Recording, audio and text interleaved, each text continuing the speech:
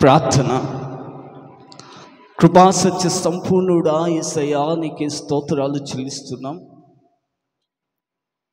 సజీవులుగా మమ్మల్ని నిలిపి ఈ ఆరాధనలో నిన్ను స్తుతించడానికి, నిన్ను గణపరచడానికి ఇచ్చిన ఈ శ్రేష్టమైన సమయాన్ని బట్టి నిన్ను స్తుతిస్తున్నాం.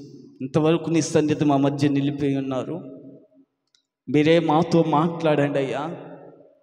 నువ్వు ఒక్క మాట మాట్లాడితే చాలు తండ్రి, మా జీవితాలు బాగుపడతాయి. నీ యొక్క శ్రేష్టమైన మాటలు నీ సేవకుని నోట మీరు ఉంచండి అయ్యా. ప్రార్థన చేద్దాం. ఎవరికి వారు స్వరాలు తెరిచి, దేవా మీరు మాతో మాట్లాడండి. నీ సేవకుని నోట బలమైన మాట ఉంచండి. దేవానికి స్తోత్రాలు. వాక్యానుసారంగా జీవించే జీవితాలు నాకు మాకందరికీ ధరింప చేయబడి ప్రార్థిస్తున్నామయ్యా. తోడు నడిపించండి. ఈ దినపు వాక్య పరిచర్య అంతటిలో నీ సహాయాన్ని మేము కోరుతున్నామయ్యా. దేవా మీరు కృపతో జ్ఞాపకం చేసుకుని నీ సేవకుని నన్ను ఏడంతల ఆత్మ అభిషేకముతో నింపండి. వాక్యము ధారాళంగా రాకుండా అడ్డుపడుతున్న ప్రతి వాది క్రియలన్నీ లయమగునుగాకని ప్రార్థిస్తున్నాం. సహాయం చేసి మహిమ మీరు పొందుకుని ఈ మధ్యాహ్న వేళ కూడా నేనే తగ్గుతూ నీ నామాన్ని హెచ్చిస్తూ యేసయ్య పరిశుద్ధ నామమున ప్రార్థించి అడిగి పొందుకుని ఉన్నాము తండ్రి, ఆమేన్. హల్లెలూయా. ఈ యొక్క ఆరాధనకి కూడి వచ్చిన ప్రభు బిడ్డలందరికీ హృదయపూర్వకంగా మరొకసారి వందనాలు చెల్లిస్తూ నేటి వాక్య ధ్యానాంశముగా యెషయా ప్రవచన గ్రంథము 43వ అధ్యాయము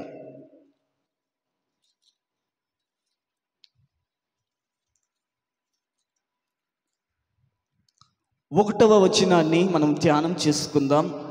ఆఖరి మాటలు మనం ధ్యానం చేస్తే నేను చదువుతున్నాను. నేను నిన్ను విమోచించి ఉన్నాను, భయపడకము. పేరు పెట్టి నిన్ను పిలిచి ఉన్నాను, నీవు నా సొత్తు. సాక్షాత్తు ప్రభువే వ్యక్తిగతంగా ప్రభువే మాట్లాడుతున్నాడేమనంటే, నేను నిన్ను విమోచించి ఉన్నాను, భయపడకము. పేరు పెట్టి నిన్ను పిలిచి ఉన్నాను, నీవు నా సొత్తు అని ప్రభు మాట్లాడుతున్నాడు. హల్లెలూయా, హల్లెలూయా. ఈ రోజున ఆ సాక్షాత్తు ప్రభువే ప్రతి బిడ్డతో మాట్లాడుతున్నాడు. భయపడకు, నేను నిన్ను పేరు పెట్టి పిలిచి ఉన్నాను, నీవు నా సొత్తు అని ప్రభువే మాట్లాడుతున్నాడు. ఆ ముందు వాక్యాన్ని మనం చూస్తే, నేను నిన్ను విమోచించి ఉన్నాను అని ప్రభు మాట్లాడుతూ ఉండగా, విమోచన కలిగిన వారంతా ఆయన సొత్తైన ప్రజలుగా ఆయన భావిస్తూ గుర్తిస్తున్న విషయాన్ని ఈ మధ్యాహ్న వేళ మనం జ్ఞాపకం ఉంచుకోవాలి. హల్లెలూయా. విమోచన కలిగిన బిడ్డలందరూ ఆయన సొత్తు. హల్లెలూయా, హల్లెలూయా. విమోచన అనగానే ఏమని అర్థము చేసుకోవాలంటే, మనం ఆయన రక్తముతో కడగబడిన ప్రతి బిడ్డ విమోచించబడిన వాడు. హల్లెలూయా. ఆయన రక్తముతో ప్రోక్షించబడిన బిడ్డలందరూ కూడా విమోచించబడిన వారుగా మనం గుర్తించాలి. హల్లెలూయా. ఆ రక్తముతో ఏ బిడ్డలైతే కడగబడతారో ఆ బిడ్డలను బట్టి ప్రభు అంటున్నాడు, నేను మిమ్మల్ని విమోచించున్నాను, భయపడకు. పేరు పెట్టి నేను నిన్ను పిలిచి ఉన్నాను, నీవు నా సొత్తు అని ప్రభు మాట్లాడుతున్నాడు. హల్లెలూయా, హల్లెలూయా. ఒక వస్తువు ఈ వస్తువు ఉందనుకోండి. ఈ వస్తువు మన రక్తాన్ని దారబోసి, మన చెమట వచ్చి, మన చేతుల కష్టార్జితంతో మనం డబ్బు చెల్లించి కొంటేనే ఇది మనకు సొత్తుగా మారుతుంది. అలాగే ప్రభు అంటున్నాడు కదా, ఈ మధ్యాహ్న వేళ కూడిన ప్రతి బిడ్డను బట్టి, నేను కూడా నా సొంత స్వరక్తముతో నేను రక్తాన్ని దారబోసి మీ అందరినీ నేను కొనుక్కున్నాను, మీరందరూ నాకు సొత్తై ఉన్నారు అని ప్రభు మాట్లాడుతున్నాడు. హల్లెలూయా, హల్లెలూయా. ఒక వస్తువు వెల చెల్లించి కొనగలిగితేనే మనకు ఆ వస్తువు సొత్తుగా మారగలుగుతుంది. ఈ రోజున నిన్ను బట్టి నన్ను బట్టి ప్రభు అంటున్నాడు కదా, నా సొంత రక్తాన్ని నీ కోసమే నేను దారబోసాను, నీవు నా సొత్తై ఉన్నావు అని ప్రభు మాట్లాడుతున్నాడు. హల్లెలూయా, హల్లెలూయా. ఈ రోజున ప్రభు మనలను బట్టి నీవు నా సొత్తు అని మాట్లాడుతూ ఉండగా, ఆయన సొత్తైన ప్రజలంగా నీవు నేను ఉన్నామా అన్న ఒకంత ఆలోచన మనం చేసే బిడలంగా మనం ఉండాలి. ఏదో మందిరంకి వస్తున్నాం వెళ్తున్నాము అని ఆ ఆలోచనలను ఉండి మనం నడిపించబడుతున్న బిడ్డలుగానే ఉన్నాము. కానీ ఆయన రక్తముతో కడగబడిన బిడ్డలంగా మనం ఉన్నామా లేదా, ఆయన రక్తముతో ప్రోక్షించబడిన బిడ్డలంగా మనం ఉన్నామా లేదా అన్న ఒక ఆలోచన ఈ మధ్యాహ్న వేళ మనం గనక ఆలోచించగలిగితే, ఆయన రక్తముతో కడగబడిన బిడ్డలు మాత్రమే ఆయనకు సొత్తై ఉంటారు అని ప్రభు మాట్లాడి ఉండగా, నువ్వెంతవరకు ఆయన రక్తముతో కడగబడ్డావా లేదా అని ఒక్కసారి మనం ఆలోచన చేసుకునగలిగితే, ఇకనైనా ఆయన రక్తపు ఆ ప్రోక్షణలోనికి నువ్వు రాగలిగితే, ఇప్పటి వరకు నువ్వు జీవించి సొత్తుగా లేకపోయినా సరే ఆయన కోరుకుంటున్నాడు నిన్ను నన్ను ఆయన సొత్తుగా మార్చుకోవాలనే ఆలోచన ఆయన కలిగి ఉండగా, ఈ మధ్యాహ్న వేళ వాక్కు వింటూ ఉండగా ఆయన సొత్తుగా మారగలిగితే ఆయన నీ పట్ల అనేక కార్యములు చేయటానికి ఆయన సిద్ధముగా ఉన్నాడు. హల్లెలూయా, హల్లెలూయా. ఆయన రక్తముతో కడగబడిన బిడల పట్ల ఆయన దాచి ఉంచిన మేలులు అనేకములు, ఆయన రక్తముతో కడగబడిన బిడల పట్ల, ఆయన సొత్తైన ప్రజల పట్ల ఆయన ప్రణాళికలు అతి విస్తారములై ఉన్నవి. ఆయన సొత్తైన ఆయన ప్రజలుగా చేర్చుకున్న బిడల పట్ల ఆయన దాచి ఉంచిన మేలులు అనేకములై ఉన్నవి. ఈ మధ్యాహ్న వేళ కూడా ఆయన సొత్తుగా నువ్వుండి ఆయన నీ పట్ల చేయును ఉద్దేశించిన కార్యములన్నీ నువ్వు పొందుకోవాలని ఆలోచన నీవు కలిగి ఉంటే, ఇకనైనా ఆయన రక్తముతో నువ్వు కడగబడితే, విమోచించబడిన ప్రజలుగా బిడ్డగా నువ్వు మారగలిగితే, ఆయన నీ పట్ల అసాధ్యము అని అనుకుంటున్న ప్రతి దానిని సాధ్యము చేసే దేవుడై ఉన్నాడు. హల్లెలూయా, హల్లెలూయా. మన దేవుడు ఎలాంటి దేవుడు? తన ప్రజలందరినీ సొత్తుగా భావిస్తున్నాడు. హల్లెలూయా, హల్లెలూయా. నన్ను బట్టి ఏమని పిలుస్తున్నాడు? నేను నిన్ను విమోచించి ఉన్నాను, భయపడకు, నేను నిన్ను పేరు పెట్టి పిలిచి ఉన్నాను, నీవు నా సొత్తు. హల్లెలూయా. ఆయన సొత్తుగా మనం ఉంటే ఇంకా మన అపవాది ఏమైనా చేయగలడా? శత్రువు మనలను ఇంకేమైనా చేయగలడా? ఆయనే నన్ను పేరు పెట్టి పిలిచాడు. ఆయనే వ్యక్తిగతంగా నాతో మాట్లాడుతూ అంటున్నాడు, భయపడకు, నేను నిన్ను పేరు పెట్టి పిలిచి ఉన్నాను, నీవు నా సొత్తు. హల్లెలూయా, హల్లెలూయా. ఈ మధ్యాహ్న వేళ ప్రభు చేసే కార్యాలు, ఆయన సొత్తైన ప్రజలుగా ఆయనకు సొత్తుగా మనం మారగలిగితే, ఆయన రక్తముతో ఏ బిడలైతే కడగబడతారో ఆ బిడల పట్ల దేవుడు చేసే కార్యములు ఎలాగుంటాయో కొన్ని మాటలు మనం ఈ మధ్యాహ్న వేళ మనం ధ్యానం చేసుకుని ముగించుకుందాం. అపోస్తుల కార్యములు 20వ అధ్యాయము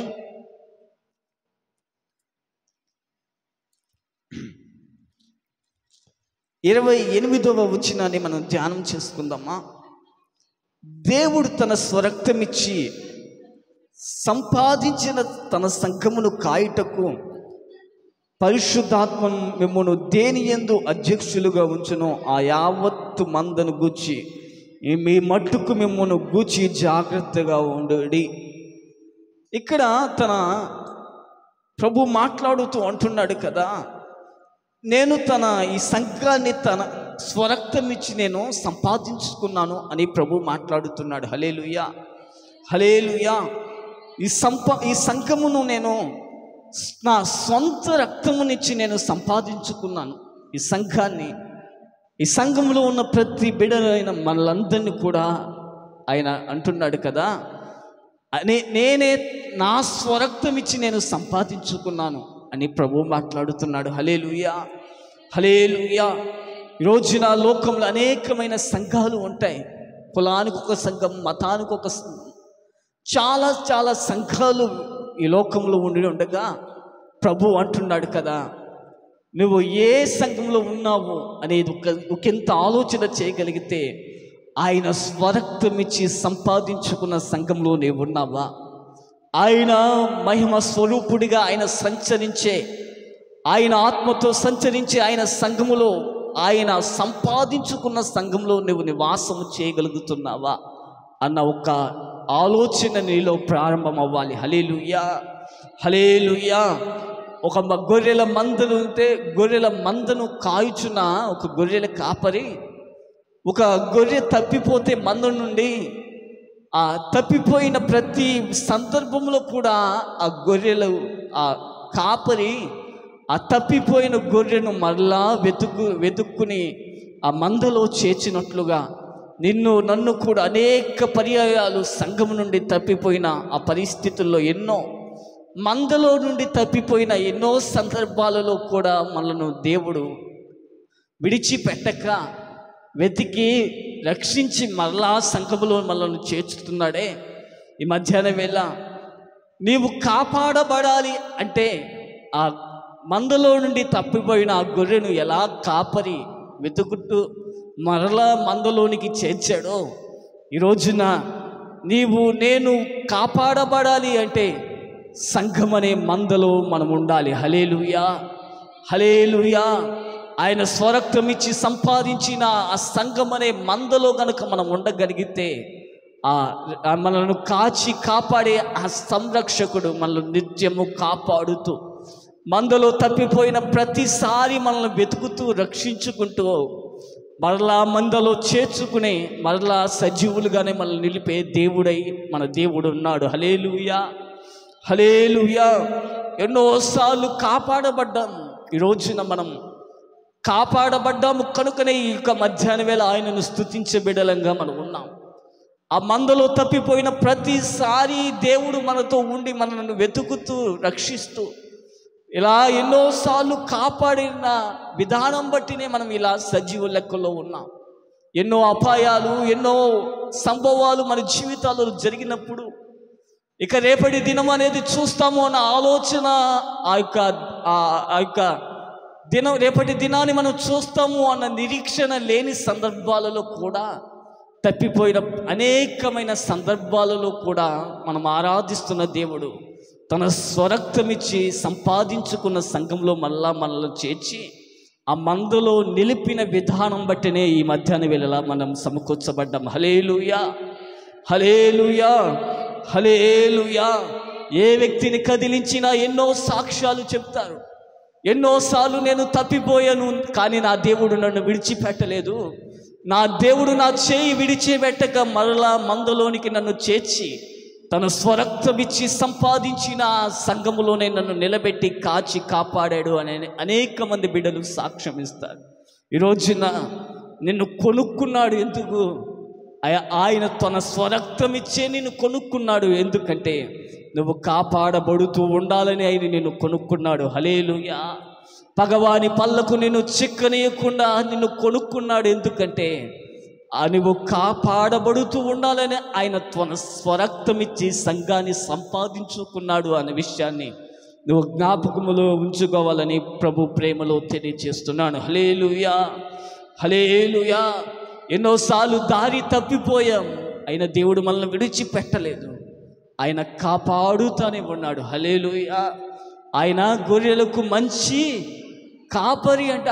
ఈ రోజున మనం ఎన్నోసార్లు సంఘం నుండి దూరం అయిపోయాం, ఎన్నోసార్లు మందలో నుండి తప్పిపోయాము. కానీ ఆ మంచి కాపరి మనలను పట్టించుకొనక ఉండలేదు. పట్టించుకుంటానే తన స్వరక్తమిచ్చి సంపాదించుకునే మంద అనే సంఘంలోనికి మనల్ని చేర్చుకున్నాడు.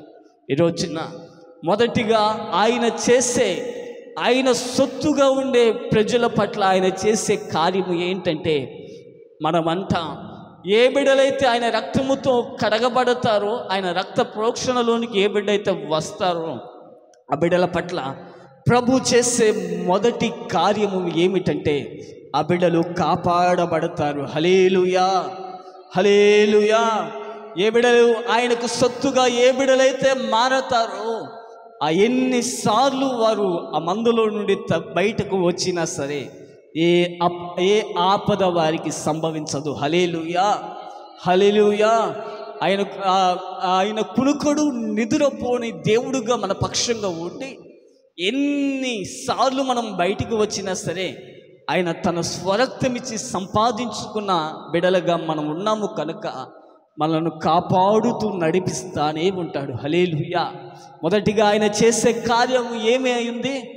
ఆయన సొత్తైన ప్రజలుగా ఉన్న బిడలను ఆయన నిత్యము కాపాడే దేవుడై ఉన్నాడు. హల్లెలూయా. మనము కాపాడబడతాం. హల్లెలూయా.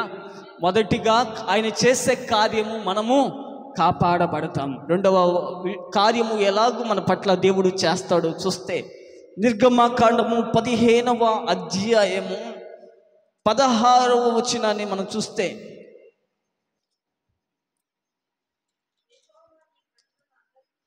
యెహోవా నీ ప్రజలు అద్దరికి చేరు వరకు, నీవు సంపాదించిన నీ ప్రజలు అద్దరికి చేరు వరకు నీ బాహుబలం చేత పగవారు రాతి వలె కదలకుందురు. ఇక రెండవదిగా ఆయన సొత్తైన ప్రజల పట్ల ఆయన చేసే కార్యం ఏంటంటే, అద్దరికి చేరు వరకు నీవు సంపాదించి నీ ప్రజలు అద్దరికి చేరు వరకు అంటే, ఆయన రెండవదిగా మన పట్ల ఆయన సొత్తైన ప్రజలుగా ఏ బిడ్డ అయితే ఉంటాడో, ఏ బిడ్డ ఆయనకు సొత్తుగా ఉంటాడో ఆ బిడ్డల పట్ల అంట ప్రభు చేసే రెండవ కార్యం ఏంటంటే, ఆ బిడ్డలను అద్దరి వరకు నడిపించే దేవుడై ఉన్నాడంట. హల్లెలూయా, హల్లెలూయా. కొంత దూరం నడిపించే దేవుడు మన దేవుడు కాదు, గమ్యము చేరే వరకు మనల్ని నడిపించే దేవుడు. ఆయన అంటున్నాడు కదా, అద్దరి చేరు వరకు నేను మిమ్మల్ని నడిపించే దేవుడినై ఉన్నాను అని ప్రభు మాట్లాడుతున్నాడు. హల్లెలూయా. కొంతకాలం జీవిత గమనంలో కొన్ని సంవత్సరాలే దేవుడు నిన్ను నడిపించడే ఆయన ఇష్టపట్ల, తుది శ్వాస వరకు, అంతం వరకు ఆయన నిన్ను నడిపించడానికి ఆయన ఇష్టపడుతున్నాడు. హల్లెలూయా, హల్లెలూయా. మనం ఆరాధిస్తున్న యేసయ్య మంచి తండ్రి. హల్లెలూయా. మనం ఆరాధిస్తున్న యేసయ్య మంచి కాపరి, మంచి విమోచకుడు. హల్లెలూయా. తండ్రి మనల్ని కాపాడి అద్దరికి నడిపించేవాడే, కానీ మనం ఆరాధిస్తున్న తండ్రి ఆయన భుజాల మీద మనల్ని ఎత్తుకుని కాచి కాపాడేవాడే, కానీ ముంచే దేవుడు మనం ఆరాధిస్తున్న దేవుడు కాదు. హల్లెలూయా, హల్లెలూయా. తండ్రి కుమారుణ్ణి భుజాల మీద ఎత్తుకుని ఎలాగూ ఆ బిడ్డను క్షేమాన్ని కోరుకుంటాడో, నీవు నేను కూడా ఆయన ఆరాధిస్తున్న మనల్ని కూడా మనల్ని బట్టి ఆయన ఏమని కోరుతున్నాడంటే, అద్దరికి చేరు వరకు నేను నిన్ను నడిపిస్తాను అని ప్రభు మాట్లాడుతున్నాడు. హల్లెలూయా, హల్లెలూయా. మనలను ఆ బాధ్యత ఆయనదే, అద్దరికి నడిపించే వరకు బాధ్యత నాదే అని ప్రభు మాట్లాడుతున్నాడు. హల్లెలూయా. మొన్న సందర్భాలలో విజయవాడ అంతా మునిగిపోయిన పరిస్థితుల్లో ఒక తండ్రి పీకల వరకు నీళ్ళల్లో మునిగిపోయాడు. కానీ ఒక తండ్రి బాధ్యత ఎలాగ ఉంటుందంటే, తన చంటి బిడ్డను తల మీద పెట్టుకుని, తండ్రి మునిగిపోతున్నా సరే తన పిల్లవాడిని ఎలాగైనా రక్షించాలన్న తపన ఆ తండ్రిలో ఉంది.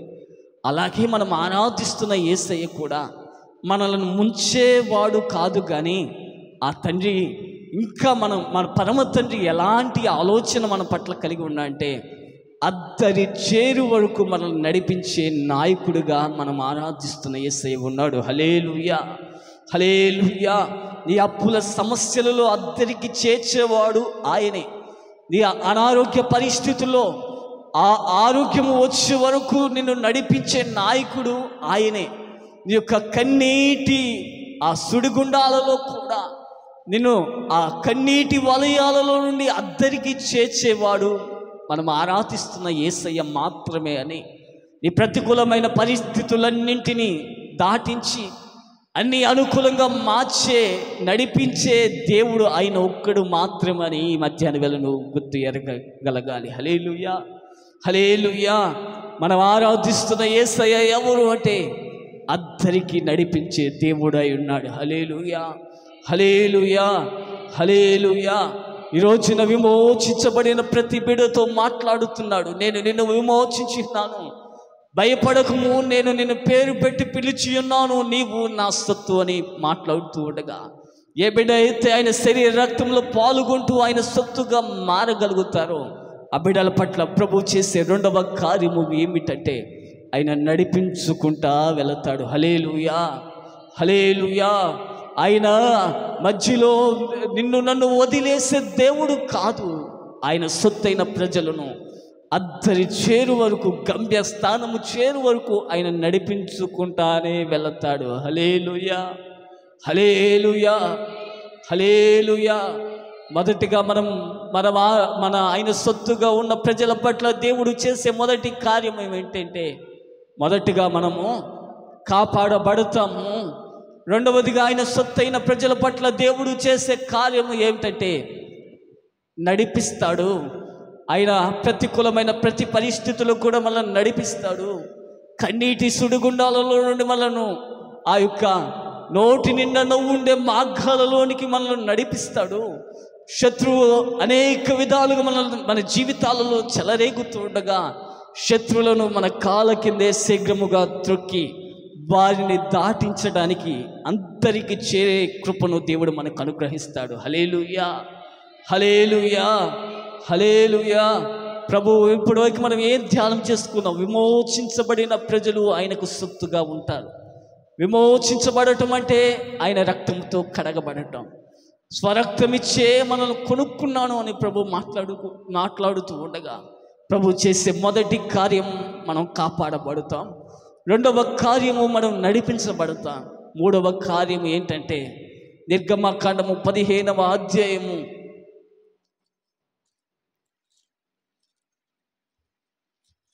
16వ వచనం ఆఖరి మాట మళ్ళా చదువుదామా?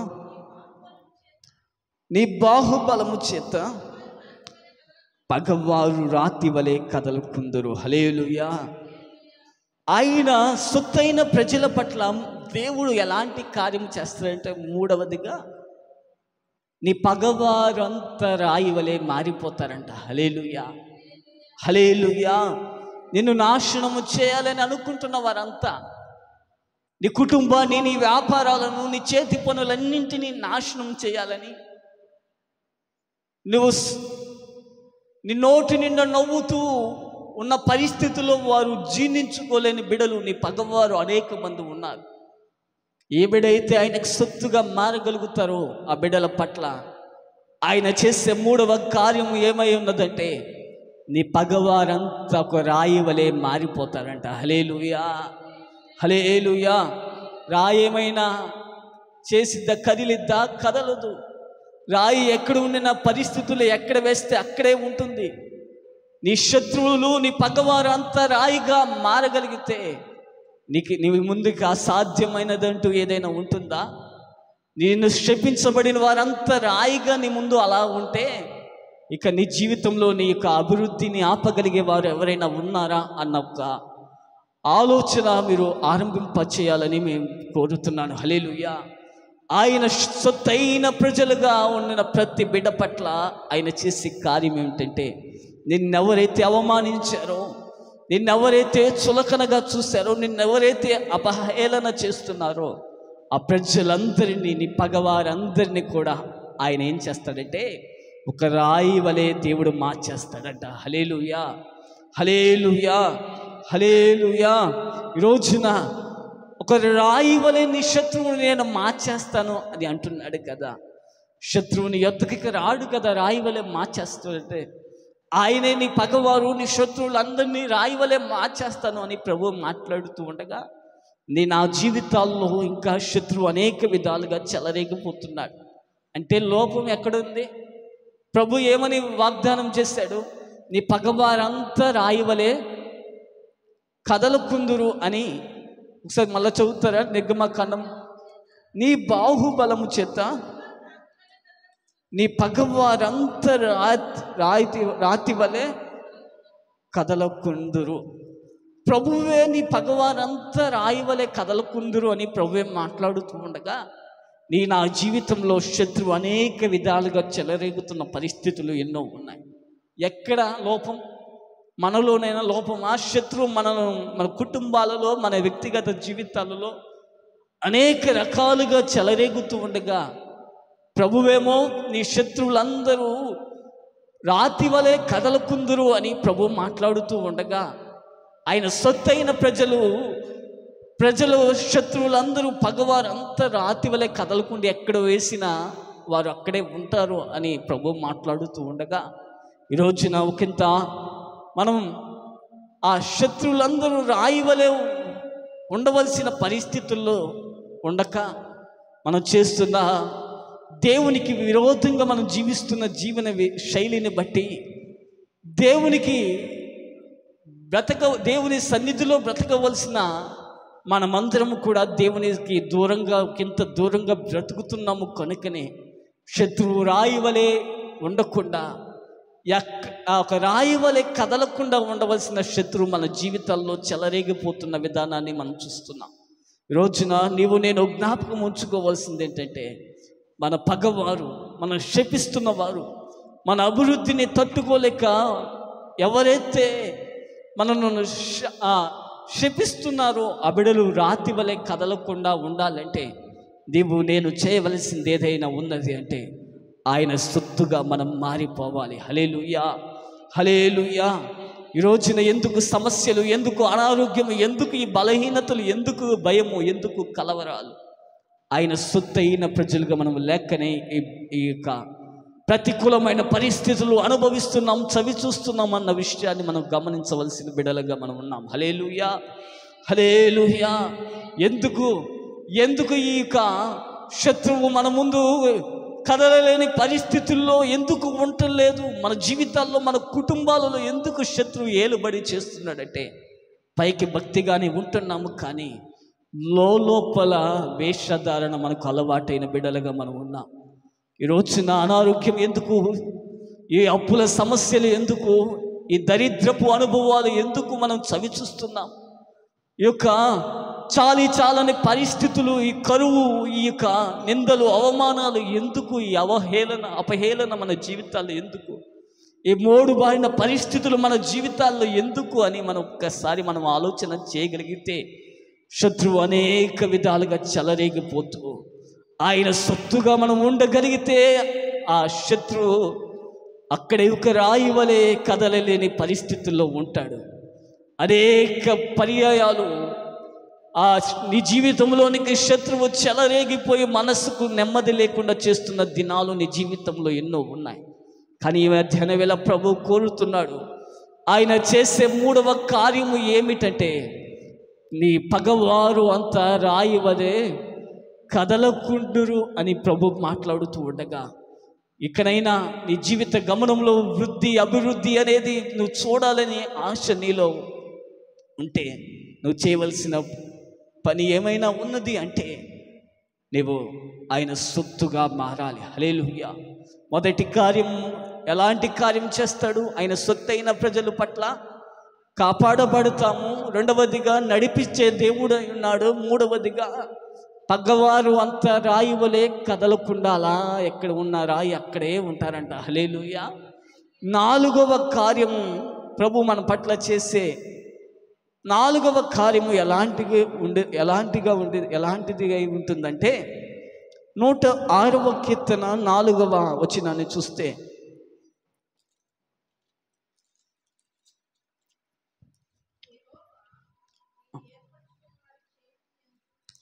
యెహోవా నీవు ఏర్పరచుకున్న వారి క్షేమము నేను చూచుచు, నీ జనులకు కలుగు సంతోషమును బట్టి నేను సంతోషించుచు.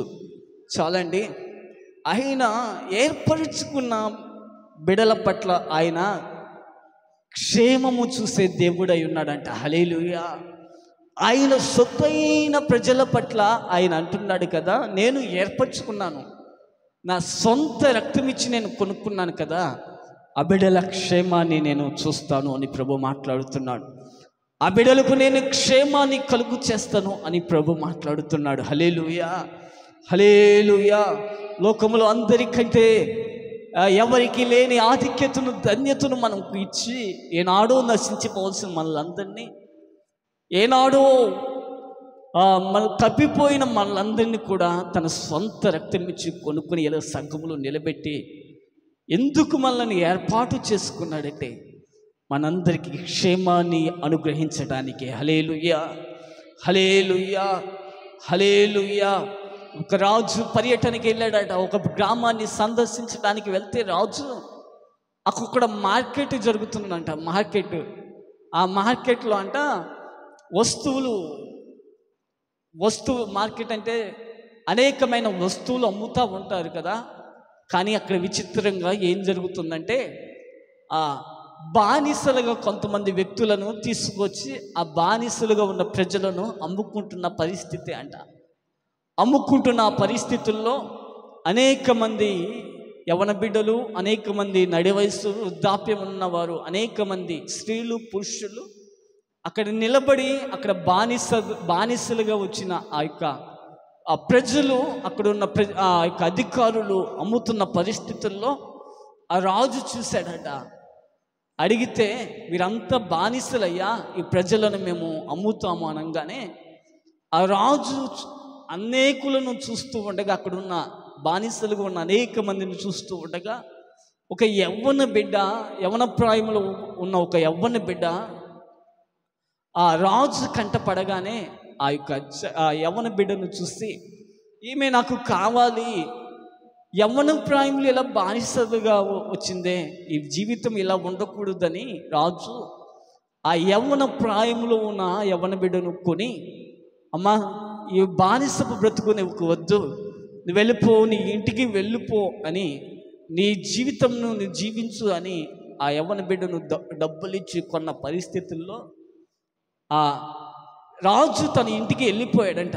ఆ బిడ్డ వెళ్ళి తన బ్రతుకుతుంది, తన సొంత ఇంటికి వెళ్ళిపోతుందని తన ఇంటికి కొనుక్కుని తన ఇంటికి వెళ్ళిపోగానే ఆ రాజు ఇంటికి వెళ్ళకముందే ఆ కొనుక్కున్న యవ్వన బిడ్డ ఆ బానిసలుగా అప్పటి వరకున్న ఆ యవ్వన బిడ్డ అంట ఇంటికి వెళ్ళే లోపే రాజు వెనకాల వచ్చేసిందంట. వచ్చేస్తే రాజు అన్నాడంటే, ఏంటమ్మా నా ఇంటికి వచ్చావు, నేను నువ్వు ఇంటికి వెళ్ళి నీ యొక్క తల్లిదండ్రుల చెంత ఉంటావని నేను నిన్ను కొన్నాను కదా అంటే ఆ యవ్వన బిడ్డ అంటున్నట, అయ్యా నాకు తల్లి లేదు, తండ్రి లేదు, ఎవరు లేరు, నాన్న వారు ఎవరు లేరు, నేను ఇంకా ఏం చేయాలి, అందుకే నేను బానిసలుగా నేను అక్కడ ఉన్నాను, నేను ఏమి చేయాలి అని రాజుతో అడిగిన పరిస్థితుల్లో రాజు తన యొక్క రాజు గృహములోనే కొన్ని సంవత్సరాలు అలా ఉంచిన పరిస్థితుల్లో నమ్మకత్వాన్ని చూసిన యవన బిడ్డ నమ్మకత్వాన్ని చూసిన ఆ యొక్క రాజు తన కుమారుణ్ణి ఆ యొక్క యవన బిడ్డకి ఇచ్చి వివాహం చేశాడంట. హల్లెలూయా. అలా సంపాదించుకున్నాడు ఆ యొక్క యవన బిడ్డను రాజు. సంపాదించుకుని తన యొక్క కుమారునికి ఇచ్చి వివాహము చేశాడు. ఈ రోజున మనలను కూడా ఆయన సంపాదించుకున్నాడు. ఈ రోజున నీవు నన్ను కూడా తన స్వరక్తం ఇచ్చి సంపాదించుకున్న సంఘముగా ఆయన మనల్ని పిలుస్తున్నాడే. ఈ రోజున ఎందుకు కొన్నాడు నిన్ను నన్ను అంటే మన అందరికీ ఆయన క్షేమం ఇవ్వటానికి మళ్ళందరినీ కొనుక్కున్నాడు. హల్లెలూయా, హల్లెలూయా. శత్రువు నుండి విడిపించాలని మనం కొనుక్కున్నాడు. ఆరోగ్యం ఇచ్చి మనలను బలపరచాలని ఆయన కొనుక్కున్నాడు. నోటి నిండా నవ్వును అనుగ్రహించాలని ఆయన మనల్ని కొనుక్కున్నాడు. క్షేమం ఇవ్వాలని మనల్ని కొనుక్కున్నాడే. ఈ రోజున క్షేమంగా ఉన్నామా? ఈ రోజున క్షేమముగా ఉన్నామా? మనం ఒక్కసారి ఆలోచన చేసుకోగలిగితే, గత సంవత్సరాలలో అనేక మందికి క్షేమము లేదు. మరి దినాన చాలామంది మన మధ్యలో లేరు. కానీ నీకు నాకు క్షేమం ఇచ్చాడే. నీకు నాకు క్షేమంగా నిలబెట్టి నిన్ను నన్ను కూడా సజీవ లెక్కలో నిలిపాడే. ఆ యొక్క సొత్తైన ప్రజలుగా మనం ఉన్నాము కాబట్టే, తన సొంత రక్తం ఇచ్చి మనం కొనుక్కున్నాడు కాబట్టే రోజు వరకు మనం క్షేమంగా ఉన్నాము అన్న ఆలోచన మనం కలిగి ఉండి, ఇకనైనా ఆయన రక్తంతో కడగబడకుండా, ఆయన రక్త ప్రోక్షణలోనికి మనం రాకుండా ఉండిన బిడ్డలు ఎవరైనా ఉంటే, ఆయన రక్తంతో విమోచించబడే ప్రజలుగా మారగలిగితే, ఆయన అంటున్నాడు కదా 106వ కీర్తన 4వ వచనాన్ని చూస్తే ఆఖరి మాట ఏమనుంది? క్షేమాన్ని అనుగ్రహిస్తాను, నీ జనులకు కలుగు సంతోషం బట్టి నేను సంతోషిస్తూ ఉంటాను. హల్లెలూయా. మనకు కలిగే ఆ సంతోషాన్ని బట్టి అంట మనకు సంతోషాన్ని అనుగ్రహించి, మనం సంతోషించే ప్రతి సందర్భంలో కూడా ప్రభువు కూడా మనల్ని బట్టి సంతోషిస్తూ ఉంటాడంట. హల్లెలూయా, హల్లెలూయా. ఈ రోజున నీవు నేను జ్ఞాపకం ఉంచుకోవలసింది ఏంటంటే, ఆయన మనలందరినూ తన స్వరక్తం ఇచ్చి కొనుక్కున్నాడు. హల్లెలూయా, హల్లెలూయా. ఆయన తన స్వరక్తం ఇచ్చి సంపాదించుకున్న సంఘము ఈ సంఘం అంత. హల్లెలూయా. ఆ సంఘము సొత్తైన సంఘముగా ఆయన భావిస్తున్నాడు. ఏ బిడైతే ఆయనకు సొత్తుగా మారగలుగుతుందో ఆ బిడ పట్ల దేవుడు చేసే మొదటి కార్యం, మనము కాపాడబడతాము. రెండవది మనను నడిపిస్తాడు. మూడవది మన పగవారంతా రాతి వలె కదలకుండా అక్కడే ఉంటారు. నాలుగవదిగా క్షేమాన్ని దేవుడు మనకి అనుగ్రహిస్తాడు. హల్లెలూయా, హల్లెలూయా. ఇక్కడైనా విన్న వాక్యాన్ని బట్టి ఈ యొక్క క్షేమము లేని పరిస్థితుల్లో శత్రువు రాయి వలె కదలకుండా శత్రువు అనేక విధాలుగా చెలరేగిపోతూ ఉన్నాడే, ఇక్కడైనా నడిపించే నాయకుడు అనేది లేకుండా మనం అనేక పర్యాయాలు త్రోవ తప్పిపోయిన బిడ్డలుగా మనం ఉన్నామే. ఇక్కడైనా కాపాడబడలేని పరిస్థితుల్లో మనం ఉంటే ఎన్న వాక్యాన్ని బట్టి, దేవా నీ సొత్తుగా నన్ను మార్చండి అయ్యా, నీ సొత్తైన జనముగా నీ స్వాస్థ్యముగా మమ్మల్ని మార్చండి అయ్యా. నేను నిన్ను విమోచించి ఉన్నాను, పేరు పెట్టి నేను నిన్ను పిలిచి ఉన్నాను, భయపడకు నీవు నా సొత్తు అన్నావు కదయ్యా, నన్ను నీ సొత్తుగా మార్చాయని ప్రార్థన చేసుకొనగలిగితే దేవుడు నీకు క్షేమం ఇవ్వాలని, ఆయన నీ శత్రువులందరినీ ఒక రాయి వలె మార్చాలని, అంతేకాకుండా నిన్ను నడిపించాలని, నిన్ను కాపాడబడాలని ఆయన ఆలోచిస్తూ ఉండగా మన అతిక్రమాలు మన దోషాలు అన్నీ ఆయన ఎదుట ఒప్పుకొని, దేవా నన్ను నీ సొత్తుగా మార్చండి అయ్యా. పైకి భక్తి కలిగిన బిడలంగానే మేము ఉన్నాము, కానీ లోపల వేషధారణ మాకు అలవాటైపోయిందయ్యా. వేషధారణ నుండి నా నుండి తీసివేయని ఆయన పాదాలు పట్టుకొనగలిగితే ఈ మధ్యాహ్న వేళ నిన్ను ఆయన సొత్తుగా మార్చడానికి ఆయన సిద్ధముగా ఉన్నాడు. ఆయన చేసే ఆశ్చర్యమైన కార్యములు కంటికి కనపడవు. ఆయన అలాంటి కార్యములతో నిన్ను తృప్తిపరచాలని ఎదురు చూస్తూ ఉండగా ఈ రాత్రి సజీవ యాగముగా ఆయనకు నీ శేష జీవితాన్ని సమర్పించుకుని, వేషధారణ అనేది నుండి రూపుమాపుకుని నమ్మకమైన బిడ్డగా ఆయన సొత్తుగా మారగలిగితే నీ జీవితాన్ని ఆయన సువర్ణంగా మార్చి అనేకులు ఎదుట దేవుడు నిన్ను దీవెనకరంగా దేవుడు నిలబెడతాడు. దేవుడి మాటలు దీవించి ఆశీర్వదించి మన వేడుకలలో ఫలభరితంగా మార్చును కాక. ఆమేన్. హల్లెలూయా.